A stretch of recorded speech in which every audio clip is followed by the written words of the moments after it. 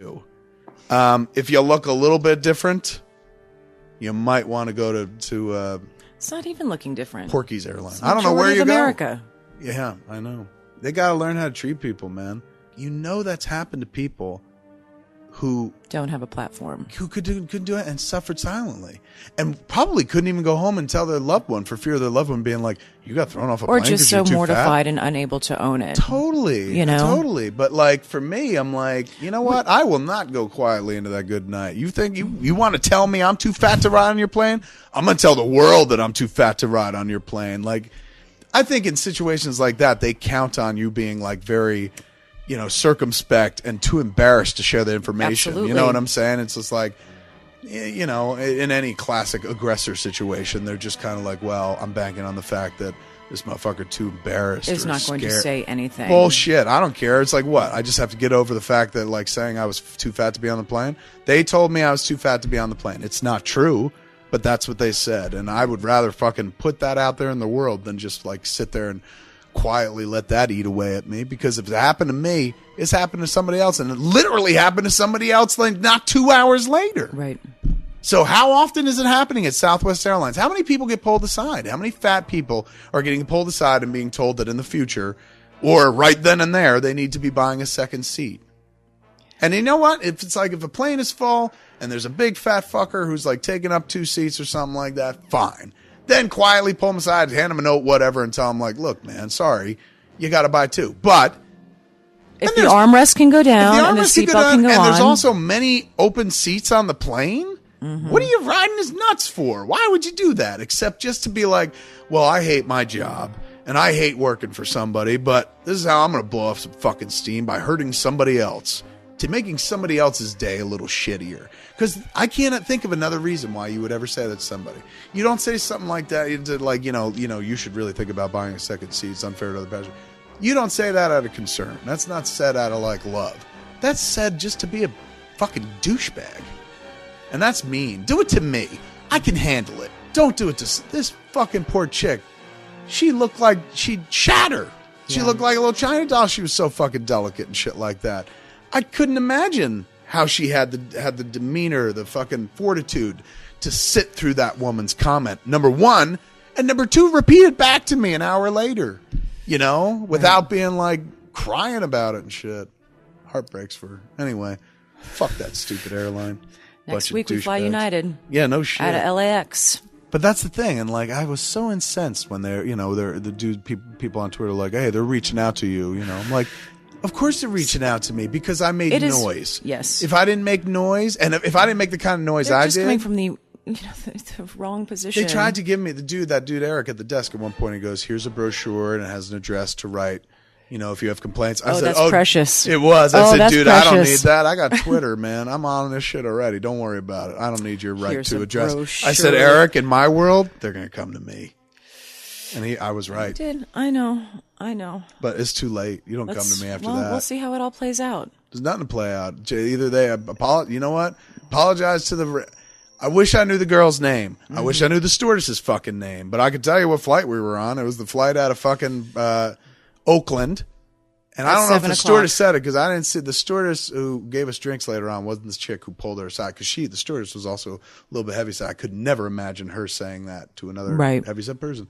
This person who I saw bring the lady, she looked like one of the people who worked at the desk. I didn't see her on the flight for the rest of the flight. To be fair, I wasn't looking around for her. Right. But, and nor did I. I mean, like I said, I saw her. She passed on my radar when she came to talk to the girl.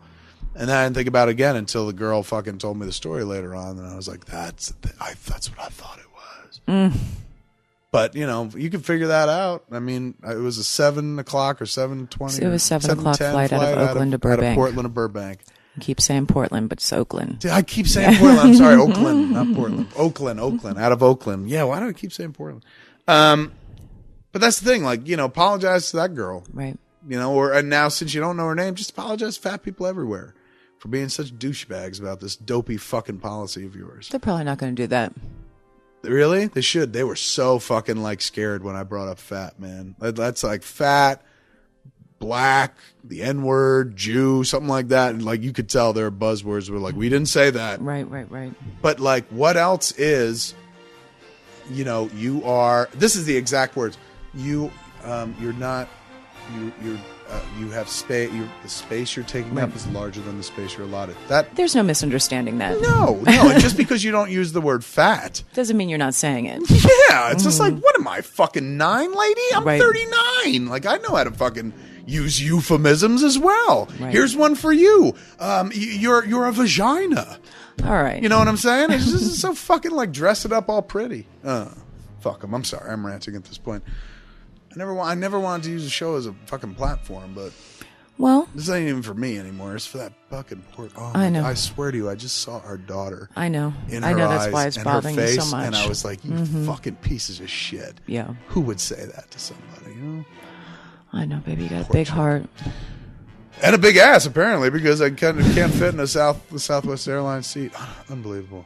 It was so fucking weird, though, when I got onto the next flight. The most important thing in the world to me was buckling that belt.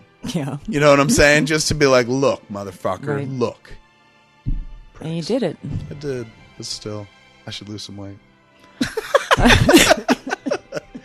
But not because of them, because I should, for whatever reason. But not because I'm too fat to fit in a plane seat, just because, that's not the point of this.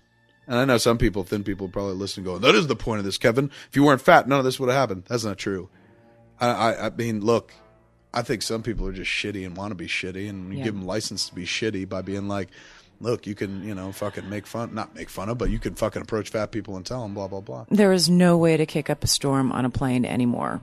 People who work on the airlines can treat you any way that they want to. Yeah. Because you will leave in handcuffs, whether you are in the right. Believe me, I was thinking about it. When I was sitting there fucking at the front desk arguing, she brought the manager over, I was just like, look, I know where my tone goes, and it's never threatening, but it's up. You could tell that I'm concerned. But if you would have been like, my seatbelt's on, my armrests are down, I'm not getting off this plane, they would have taken you off. Oh, no shit. Like, Just could you imagine if I was like, I ain't moving? I mean, they would have used that dog stick on me with the loop on the end and shit. And where like all of a sudden I'm like, no. So they take all kinds of abuse and disrespect from the airline employees.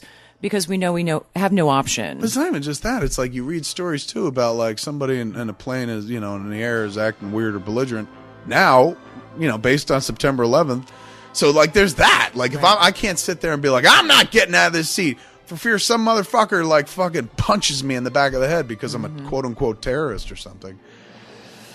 But fuck them. Fuck Southwest. I guess that's the point of this. I'm sorry. I'm just spinning my wheels at this point. And I really have to go to the bathroom. That's the best time to... I think of no better reason to end SModcast. I swear next week's SModcast will be funny and wacky and entertaining again. But in the meantime, sorry. I just have to get that off my chest. And you did the right thing by doing so. Thank you. All right. That's SModcast for this week. I'm Kevin Smith. I'm Jennifer Schwalbach. Have a week.